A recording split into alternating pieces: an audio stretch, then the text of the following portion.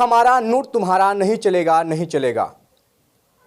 Nagina Lok Sabha seat के सांसद चंद्रशेखर आज़ाद बेरोजगारी, महंगाई और बजट को लेकर किस तरीके से सांसद भवन में दहाड़ते नजर आ रहे हैं। इस वीडियो को देखेंगे तो आप भी सोच में पड़ जाएंगे, एक बहुजन नेता किस तरीके से सांसद भवन में दहाड़ते नजर आ रहा है। चलिए आप इस वीडियो को देखिए। माननीय काशीराम साहब नारा लगाए थे, ना तो वोट हमारा राज तुम्हारा चलेगा, और आज हम कह रहे हैं ना ही वोट हमारा और नोट तुम्हारा चलेगा। इस बात का भी ध्यान जो है सरकारों को देना पड़ेगा। महिलाओं के साथ रेप, हत्या और एनसीआरबी का डाटा पढ़ेंगे तो खून के आंसू रोने पड़ेंगे। युवा बेरोजगार है, सड़कों पे 80 करोड़ लोगों को 5 किलो राशन में जीवन यापन करना पड़ रहा है। देश के स्तर पे आशा, आंगनबाड़ी, भोजन माता, ग्राम सेवक, पीआरडी जवान, होमगार्डों के मानदेय में बढ़ोतरी नहीं हुई है। ऐसा कुछ भी नहीं दिख रहा है कि उनके जीवन में खुशहाली आ जाए। इनका मानदेय बढ़ना चाहिए। आपने मुझे बजट पे अपनी बात रखने का अवसर प्रदान किया। मैं अपनी बात को शुरू करते हुए बहुजन समाज में जन्मे सभी संतों, गुरुओं और महान पुरुषों को नमन करता हूं। साथ साथ मैं भारत की महान जनता का भी धन्यवाद करता हूं कि उन्होंने लोकतंत्र की रक्षा इस बार की है। सभापति महोदय, पिछले 10 सालों में सरकार की नीतियों के कारण गरीब और गरीब हुआ और अमीर हुआ है। यानी गरीबों और अमीरों के बीच फासला बढ़ गया है। सारे देश की संपत्ति को चंद अमीरों के हाथ में दे दिया गया है। ये हमारे संविधान की मंशा और समतावादी समाज के लक्ष्य के खिलाफ है। अतः हमारी नीतियां गरीबों के पक्ष में भी होनी चाहिए। जातिगत जनगणना, SC, ST, OBC यानी कि जो बहुजन समाज के लिए आज जीवन मरण का प्रश्न है, इसके बारे में कोई बात बजट में नहीं की गई है।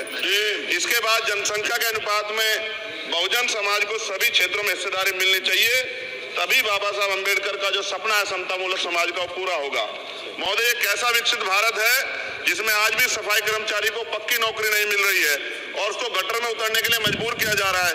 उनके लिए कोई अलग से बजट नहीं है। बजट बन सकता है अगर सरकार चाहे। SC, ST को जो सब प्लान मिलता था, SPC का जो पैसा मिलता था, वो बजट से हटा दिया गया है। साथ साथ देश के स्तर पे आशा, आंगनबाड़ी, भोजन माता, ग्राम सेवक, पीआरडी जवान, होमगार्डों के मानदेय में बढ़ोतरी नहीं हुई है। ऐसा कुछ भी नहीं दिख रहा है कि उनके जीवन में खुशहाली आ जाए। इनका मानदेय बढ़ना चाहिए। विधवा, वृद्धा, विकलांग पेंशन प्रत्येक महीने 500 रुपए से बढ़ाकर 5000 रुपए की जानी चाहिए, क्योंकि महंगाई बढ़ रही है। देश में प्रधानमंत्री जन कल्याण योजना के तहत SC, ST, OBC और मुस्लिम को कितने घर दिए गए, इसका कोई आंकड़ा सरकार के पास नहीं है। देश में इसी तरह SC, ST, OBC के लिए कितने परिवारों को शौचालय की व्यवस्था कराई गई। आज भी सिद्धार्थनगर जैसे जिले और तमाम जिले जो है वहां शौचालय की व्यवस्था नहीं है। इस पर ध्यान देना चाहिए। देश भर में SC, ST, OBC के जो रिक्त पद पड़े हुए हैं, बैकलॉग भरना चाहिए। सरकार ने कुछ नहीं कहा। ये कैसी विश्व की 5वीं अर्थव्यवस्था है जिसमें आज भी SC, ST पे अत्याचार हो रहा है।